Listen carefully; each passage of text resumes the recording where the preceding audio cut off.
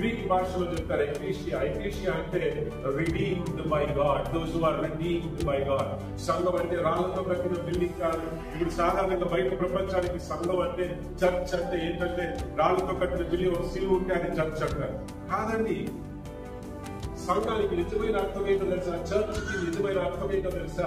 దేవుని చేత విమోచింపబడిన వారు కూడి రావడం.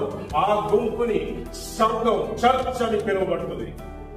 ఆ ప్రజలు దేవుని చేత విమోచించబడిన వారు కలిసి వచ్చినప్పుడు ఆ యొక్క గ్యాదరింగ్ ని, ఆ యొక్క కూడికను ఎవరి సంఘము అనగా చర్చ్ అని పిలుస్తారండి. విమోచించబడిన వారు దేని నుండి అయ్యా విమోచించబడ్డాం? పాపము నుండి, శాపము నుండి, పాపపు గుణలక్షణాల నుండి, శరీర గుణలక్షణాలు, శరీర కార్యముల నుండి విమోచించబడి ఆయన